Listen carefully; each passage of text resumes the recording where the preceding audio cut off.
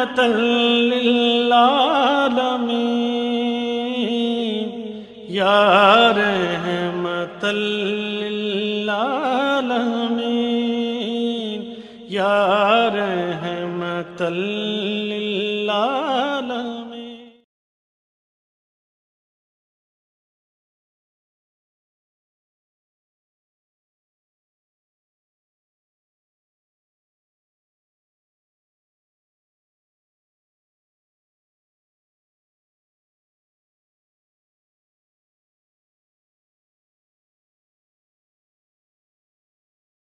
اللهم صل على محمد وعلى آل محمد كما صليت على إبراهيم وعلى آل إبراهيم إنك حميد مجيد. اللهم بارك على محمد وعلى آل محمد كما باركت على إبراهيم وعلى آل إبراهيم إنك حميد مجيد. نحمده ونصلي على رسوله الكريم اما بعد اعوذ باللہ من الشیطان الرجیم بسم اللہ الرحمن الرحیم. السلام علیکم ورحمۃ اللہ وبرکاتہ. معزز سامعین، آپ جانتے ہیں کہ انسان اس دنیا کی، اس زمین کی مخلوق نہیں ہے.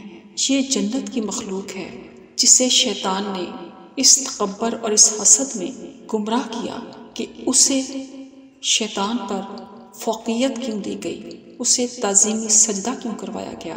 جب اللہ تعالیٰ نے سب کو تعظیمی سجدہ کرنے کا انسان کو حکم دیا تو سب نے سجدہ کیا، لیکن ابلیس لعین نے کہا کہ یہ بدبودار گارے مٹی سے بنا ہوا پتلا اور میں آگ کی لپٹ سے میں اس کو سجدہ نہیں کر سکتا کیونکہ یہ بہت کم تر مخلوق ہے. اللہ تعالیٰ نے کہا تو پھر تو نکل جا، تو نے تکبر کیا اور میری حکم عدولی کی، میرے دربار سے چلا جا. اس نے کہا جس انسان کے لیے آپ نے مجھے اپنے دربار سے نکالا ہے میں آپ پر ثابت کر دوں گا اگر آپ مجھے قیامت تک مہلت دیں کہ اس میں سے سب کو میں اپنے ساتھ لے جا کر جہنم کو بھر دوں گا. اس کو دائیں سے بائیں سے، اوپر سے نیچے سے، آگے سے پیچھے سے، ہر لحاظ سے، ہر طرح اور ہر طریقے سے میں اس کو ایسے خوشنما خواب دکھاؤں گا کہ یہ آپ کو بھول جائے گا اور آپ کی راہ نہیں لے گا. اللہ تعالیٰ نے فرمایا کہ میرے بندوں پر تیرا کوئی زور نہیں ہوگا، جا تجھے قیامت تک مہلت ہے. معزز سامعین، اللہ تعالیٰ کا یہ مان، یہ بے پناہ محبت، یہ یقین کہ میرے بندوں پر تیرا زور نہیں چلے گا، بس اسی مان کو لے کر، اسی پیار کو لے کر جو خدا نے انسان سے کیا. میں نے قرآن پاک کا 4 زبانوں میں ترجمہ کیا، چائنیز، انگلش، اردو اور پنجابی، اور اس کے بعد آپ رحمت للعالمین خاتم النبیین حضرت محمد مصطفیٰ صلی اللہ علیہ وآلہ وسلم کی سیرت انسائکلوپیڈیا اللؤلؤ مکنون آپ کے سامنے پیش کرنے کی سعادت حاصل کر رہی ہوں، اس مقصد کو لے کر کے کہ میں اور آپ جہاں تک میری آواز پہنچے ہم ان سچی اور صاف راہوں کو تلاش کرنے میں کامیاب ہو جائیں جن پر چل کے ہم اپنے رب کے ساتھ کی بے وفائی کو وفا میں بدل سکیں، اس حکم عدولی کو جو ہم نے جنتوں میں کی اللہ کی فرما برداری میں بدل سکیں اور واپس اپنا اصل گھر، اپنی جنت کو حاصل کرنے میں کامیاب ہو جائیں. آمین یا رب العالمین. تو آئیے اس دعا، اس التجا اور اللہ تعالیٰ کی دی گئی توفیق سے مجھے پیش کرنے کی اور آپ کو سننے کی. الحمدللہ نحمدہ ونستعینہ ونستغفرہ ونعوذ باللہ من شرور انفسنا ومن سیئات اعمالنا من یہدہ اللہ فلا مضل لہ ومن یضلل فلا ہادی لہ واشہد ان لا الہ الا اللہ وحدہ لا شریک لہ واشہد ان محمدا عبدہ ورسولہ. سیدنا عبداللہ بن حبش رضی اللہ تعالی عنہ، سیدنا عبداللہ بن حبش بن ربام بن یحمد بن صبرہ بن مرہ رضی اللہ عنہ جلیل قدر صحابی ہیں. آپ کی کنیت ابو محمد اسدی تھی. آپ کی والدہ ماجدہ رسول اللہ صلی اللہ علیہ وآلہ وسلم کی پھوپھی امیمہ بنت عبد المطلب تھیں. سیدنا عبداللہ رضی اللہ تعالیٰ عنہ بنو عبد شمس کے حلیف تھے۔ جب رسول اللہ صلی اللہ علیہ وآلہ وسلم نے دار ارقم میں دین حنیف کی خفیہ طور پر تعلیم کا آغاز کیا تو یہ اس سے پہلے ہی اسلام لا چکے تھے۔ سیدنا عبداللہ رضی اللہ عنہ، ان کے بھائی ابو احمد عبد عبید اللہ اور ان کی بہنیں زینب بنت حبش زوج النبی صلی اللہ علیہ وآلہ وسلم، ام حبیبہ بنت حبش اور حمنہ بنت حبش رضی اللہ تعالیٰ عنہ سبھی اسلام قبول کر کے ہجرت حبشہ میں دونوں مرتبہ شریک ہوئے۔ ان کا بھائی عبید اللہ بن حبش حبشہ پہنچ کر عیسائی ہو گیا اور عیسائیت ہی کی حالت میں مرا۔ عبید اللہ جب عیسائیت قبول کر کے مرتد ہو گیا تو اس کی بیوی ام حبیبہ بنت ابو سفیان رضی اللہ تعالیٰ عنہ نے اس سے علیحدگی اختیار کر لی۔ بعد ازاں ان سے رسول اللہ صلی اللہ علیہ وآلہ وسلم نے شادی کر لی۔ پھر عبداللہ اور ان کے بھائی ابو احمد عبد بن حبش اپنے اہل و عیال سمیت مدینہ ہجرت کر گئے۔ وہاں جا کر عاصم بن ثابت بن ابی عقلہ رضی اللہ تعالیٰ عنہ کے ہاں ٹھہرے۔ رسول اللہ صلی اللہ علیہ وآلہ وسلم نے عبداللہ بن حبش رضی اللہ تعالیٰ عنہ کو بدر اولیٰ سے واپسی کے بعد ماہ رجب میں ایک سریے کا امیر بنا کر بھیجا تھا۔ یہ پہلے فرد تھے جنہیں امیر بنا کر کسی دستے کی قیادت سونپی گئی۔ حضرت عبداللہ بن حبش کی عظمت کا اندازہ اس امر سے کیا جا سکتا ہے کہ یہ دستہ جس کی قیادت آپ کے سپرد کی گئی 8 جلیل القدر مہاجر صحابہ کرام پر مشتمل تھا۔ نمبر 1، ابو حذیفہ بن عتبہ بن ربیعہ، عکاشہ بن محسن، عتبہ بن غزوان، سعد بن ابی وقاص، عامر بن ربیعہ، واقد بن عبداللہ، خالد بن ابو بکر، سہیل بن بیضہ۔ حضرت عبداللہ بن حبش رضی اللہ تعالیٰ عنہ کا لشکر مال غنیمت لے کر آیا تھا۔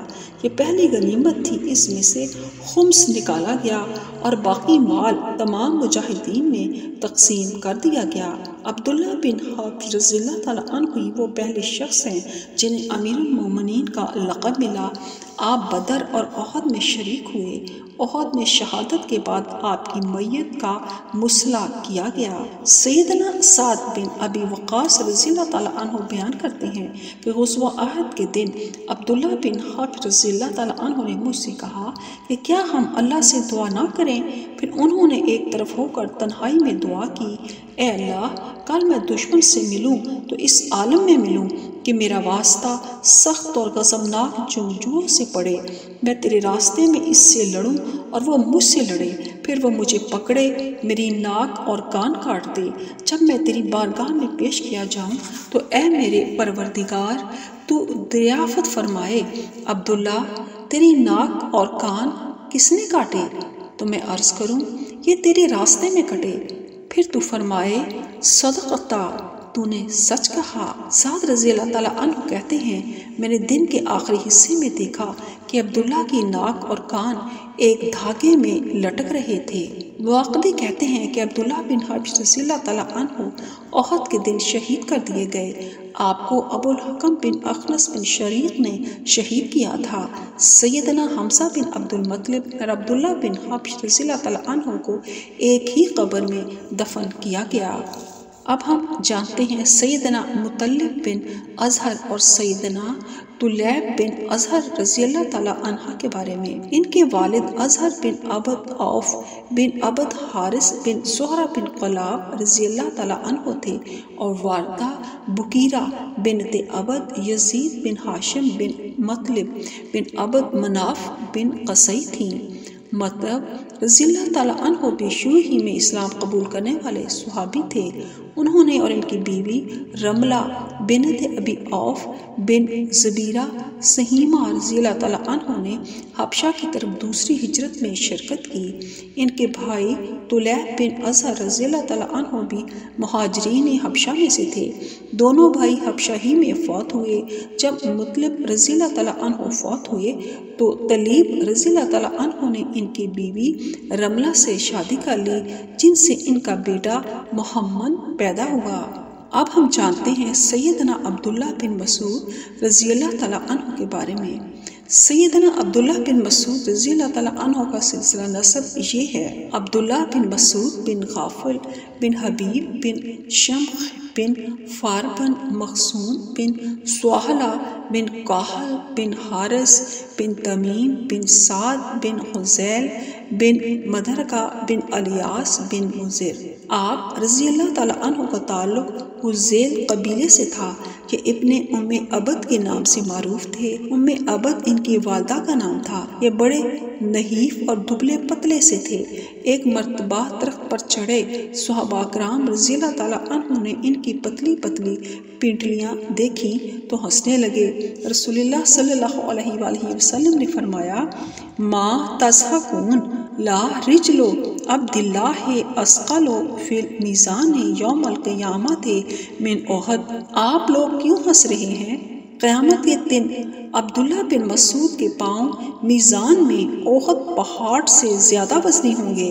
ابتدا میں یہ عقبہ بن ابی معیط کی بکریاں چرایا کرتے تھے۔ عبداللہ بن مسعود رضی اللہ تعالیٰ عنہ بیان کرتے ہیں کہ ایک دن رسول اللہ صلی اللہ علیہ وآلہ وسلم مشرکین سے بچتے ہوئے اس طرف آ نکلے جدھر میں بکریاں چرا رہا تھا۔ رسول اللہ صلی اللہ علیہ وآلہ وسلم نے دریافت فرمایا: اے نوجوان، تمہارے پاس دودھ ہے تو ہمیں پلاؤ۔ میں نے عرض کی: میں تو محض ایک چرواہا ہوں، مجھے دودھ دھونے کا اختیار نہیں، یہ میرے پاس امانت ہے، اس لیے میں آپ کو دودھ نہیں پلا سکتا۔ نبی کریم صلی اللہ علیہ وآلہ وسلم نے پوچھا: کیا تمہارے پاس کوئی ایسی بکری ہے جو ابھی دودھ کی عمر کو نہ پہنچی ہو؟ میں نے ریوڑ میں سے ایک بکری رسول اللہ صلی اللہ علیہ وآلہ وسلم کی خدمت میں پیش کر دی۔ آپ نے اسے باندھا اور اس کے تھن چھو کر کوئی دعا پڑھی۔ بکری کے تھن دودھ سے بھر گئے۔ ابو بکر صدیق رضی اللہ تعالیٰ عنہ ایک گہرا پتھر لے کر آئے۔ نبی کریم صلی اللہ علیہ وآلہ وسلم نے اس میں دودھ دوہا۔ پہلے آپ صلی اللہ علیہ وآلہ وسلم نے ابو بکر صدیق رضی اللہ تعالیٰ عنہ سے فرمایا: ابو بکر صدیق پیو۔ انہوں نے پیا۔ پھر آپ صلی اللہ علیہ وآلہ وسلم نے مجھے پینے کے لیے دیا۔ آخر میں آپ صلی اللہ علیہ وآلہ وسلم نے خود نوش فرمایا۔ پھر تھنوں سے کہا: سکڑ جاؤ، تو وہ تھن واپس پہلی حالت میں آ گئے۔ میں رسول اللہ صلی اللہ علیہ وآلہ وسلم کی خدمت میں حاضر ہوا اور عرض کی: مجھے بھی یہ کلام سکھائیے۔ آپ صلی اللہ علیہ وآلہ وسلم نے فرمایا: تم ایک باصلاحیت نوجوان ہو۔ عبداللہ بن مسعود رضی اللہ تعالیٰ عنہ نے بعد میں بتایا: میں نے براہ راست رسول اللہ صلی اللہ علیہ وآلہ وسلم سے قرآن کریم کی 70 صورتیں سیکھی، اس میں کوئی مجھ سے آگے نہ بڑھ سکا۔ رسول اللہ صلی اللہ علیہ وآلہ وسلم کے بعد سب سے پہلے علن قرآن مجید پڑھنے کی سعادت بھی عبداللہ بن مسعود رضی اللہ تعالیٰ عنہ ہی کو حاصل ہوئی۔ اس کی پاداش میں قریش نے آپ پر بڑے ہی ظلم و ستم کیے۔ رسول اللہ صلی اللہ علیہ وآلہ وسلم نے سیدنا عبداللہ رضی اللہ تعالیٰ عنہ سے کہا تھا: تمہارے لیے میرے گھر میں آنے کی یہی اجازت ہے کہ پردہ اٹھا ہوا ہو اور تم میری گفتگو سنو حتیٰ کہ میں تمہیں منع کر دوں۔ اسلام قبول کرنے کے بعد حضرت عبداللہ رضی اللہ تعالیٰ عنہ رسول اکرم صلی اللہ علیہ وآلہ وسلم ہی کی خدمت میں حاضر رہتے، آپ کو جوتے پہناتے، جب آپ چلتے تو آپ کے آگے آگے چلتے، جب صلی اللہ علیہ وآلہ وسلم غسل فرماتے تو آپ کے لیے بھی پردے کا اہتمام کرتے، جب نبی اکرم صلی اللہ علیہ وآلہ وسلم سو جاتے تو آپ کو بیدار کرتے۔ صحابہ کرام رضی اللہ تعالیٰ عنہ میں آپ صاحب السو اور وسواق یعنی رسول اللہ صلی اللہ علیہ وآلہ وسلم کے رازدار اور صاحب مسواق کے لقب سے معروف تھے۔ نبی کریم صلی اللہ علیہ وآلہ وسلم نے اللہ کے حکم سے حضرت عبداللہ رضی اللہ تعالیٰ عنہ سے قرآن کی تلاوت بھی سنی تھی۔ حضرت عبداللہ بن مسعود رضی اللہ تعالیٰ عنہ سے روایت ہے کہ رسول اللہ صلی اللہ علیہ وآلہ وسلم نے فرمایا: اقرأ علیہ قلت یا رسول اللہ اقرأ وعلیک انزل قال نعم فإنی احب ان اسمعہ من غیری فقرات سورۃ النساء حتی اتیت علی ہذہ الآیہ فکیف اذا جئنا من کل امۃ بشہید وجئنا بک علی ہؤلاء شہیدا قال حسبک اذان فالتفت الیہ فاذا عیناہ تذرفان، مجھے قرآن پڑھ کر سناؤ۔ میں نے عرض کی، اے اللہ کے رسول، بھلا میں آپ کو پڑھ کر سناؤں، حالانکہ قرآن تو آپ پر نازل کیا گیا ہے۔ آپ نے فرمایا، ہاں میں پسند کرتا ہوں کہ کسی دوسرے سے بھی قرآن سنوں۔ چنانچہ میں نے سورۃ نساء کی تلاوت شروع کر دی، اور جب اس آیت تک پہنچا، پھر کیا حال ہوگا جب ہم ہر امت سے ایک گواہ لائیں گے اور تجھے ان لوگوں پر گواہ لائیں گے، تو آپ نے فرمایا، اب بس کرو۔ میں آپ کی طرف متوجہ ہوا تو کیا دیکھتا ہوں کہ آپ کی آنکھیں اشک بار ہیں۔ حضرت عبداللہ رضی اللہ تعالیٰ عنہ قرآن مجید کے نہ صرف بہت اچھے قاری تھے بلکہ بہت بڑے مفسر بھی تھے۔ آپ بہت بڑے مفسر بھی تھے۔ مسروق رحمۃ اللہ علیہ نے آپ سے روایت کیا ہے، آپ نے فرمایا کہ ذات کی قسم جس کے سوا کوئی معبود نہیں، میں کتاب اللہ میں نازل ہونے والی ہر آیت کی نسبت یہ جانتا ہوں کہ یہ کس کے بارے میں نازل ہوئی اور کہاں نازل ہوئی۔ اگر مجھے یہ علم ہو کہ کوئی شخص کتاب اللہ کا مجھ سے زیادہ علم رکھتا ہے تو میں اس کی خدمت میں ضرور پہنچوں گا، چاہے مجھے سواریاں بدل بدل کر اس کے پاس پہنچنا پڑے۔ سیدنا عبداللہ بن مسعود رضی اللہ تعالیٰ عنہ حبشہ کی طرف دوسری ہجرت میں شامل تھے، پھر مدینہ منورہ کی طرف بھی ہجرت کی۔ سلسلہ مواخات میں نبی اکرم صلی اللہ علیہ وآلہ وسلم نے سیدنا معاذ بن جبل رضی اللہ تعالیٰ عنہ کو آپ کا بھائی قرار دیا۔ آپ بدر، احد اور خندق سمیت تمام معرکوں میں نبی اکرم صلی اللہ علیہ وآلہ وسلم کے ہم رکاب رہے۔ جنگ بدر میں جب معاذ اور معوذ ابن افرا رضی اللہ تعالیٰ عنہ نے ابو جہل کو گرایا تھا تو ابو جہل کی گردن تن سے جدا کرنے والے عبداللہ بن مسعود رضی اللہ تعالیٰ عنہ ہی تھے۔ آپ نے 32 ہجری 653 میں مدینہ منورہ میں وفات پائی۔ آپ کی نماز جنازہ حضرت عثمان رضی اللہ تعالیٰ عنہ نے پڑھائی۔ ایک قول کے مطابق سیدنا زبیر رضی اللہ تعالیٰ عنہ نے پڑھائی، اور آپ کی وصیت کے مطابق آپ کو رات کی تاریکی ہی میں بقیع میں دفن کیا گیا۔ آئیے اب ہم جانتے ہیں سیدنا عیاش بن ابو ربیعہ اور سیدہ اسماء بنت سلامہ رضی اللہ تعالیٰ عنہا کے بارے میں۔ سیدنا عیاش بن ابو ربیعہ بن مغیرہ بن عبداللہ بن عمر مخزومی رضی اللہ تعالیٰ عنہ کی والدہ اسماء بنت مخربہ بن جندل بن عبیر بن تمیم سے تھیں۔ سیدنا عیاش رضی اللہ تعالیٰ عنہ ماں کی طرف سے ابو جہل کے بھائی تھے، اور سیدنا عیاش رضی اللہ تعالیٰ عنہ کی شادی ان کے ماموں ساتھ اسماء بنت سلامہ بن مخربہ بن جندل تمیمیہ دار میاں رضی اللہ عنہ سے ہوئی۔ ابن اسیر رحمۃ اللہ علیہ نے اسماء بنت سلامہ کی بجائے اسماء بنت سلمہ کا ذکر کیا ہے۔ ان کی کنیت ام الجلاس تھی۔ دونوں میاں بیوی رسول اللہ صلی اللہ علیہ وآلہ وسلم کے دار ارقم میں تشریف لانے سے پہلے ہی اسلام لے آئے تھے۔ آپ رضی اللہ تعالیٰ عنہ نے اپنی بیوی اسماء بنت سلمہ کے ساتھ حبشہ کی طرف دوسری ہجرت میں شرکت کی۔ پھر آپ مکہ تشریف لے آئے۔ جب نبی اکرم صلی اللہ علیہ وآلہ وسلم کے صحابہ ہجرت کے لیے نکلے تو عیاش رضی اللہ تعالیٰ عنہ بھی اس قافلے میں شریک ہو گئے۔ آپ نے حضرت عمر بن خطاب رضی اللہ تعالیٰ عنہ کی مصاحبت اختیار کر لی۔ ان کے پیچھے ان کے اخیافی بھائی ابو جہل اور حارث بن حشام مدینہ آئے۔ وہ دونوں آپ کی واپسی کے در پہ رہے حتیٰ کہ انہیں مکہ واپس لے گئے، پھر انہیں باندھ کر قید کر دیا۔ کچھ عرصے کے بعد سیدنا عیاش رضی اللہ تعالیٰ عنہ نے چھٹکارا پایا تو وہ دوبارہ مدینہ منورہ چلے آئے۔ پھر نبی صلی اللہ علیہ وآلہ وسلم کی وفات تک مدینہ ہی میں رہے۔ اس کے بعد شام گئے اور جہاد کیا۔ واپس آئے تو تا دم عزیز مکہ میں رہے۔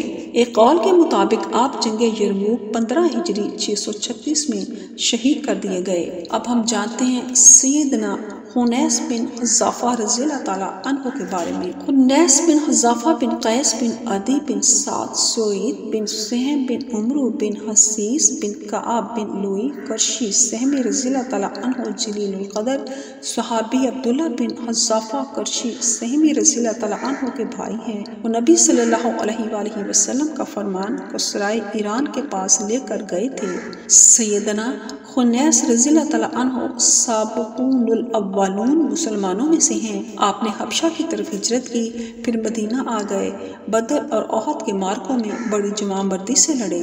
غزوہ احد میں زخمی ہو گئے اور زخموں کی تاب نہ لاتے ہوئے جام شہادت نوش فرمایا۔ ام المومنین سیدنا حفصہ بنت عمر رضی اللہ تعالیٰ عنہ کے پہلے شوہر آپ ہی تھے۔ آپ کی وفات کے بعد سیدہ حفصہ رضی اللہ تعالیٰ عنہ اللہ کے رسول صلی اللہ علیہ وآلہ وسلم کے حوالہ عقد میں آئیں اور ام المومنین بننے کی سعادت نصیب ہوئی۔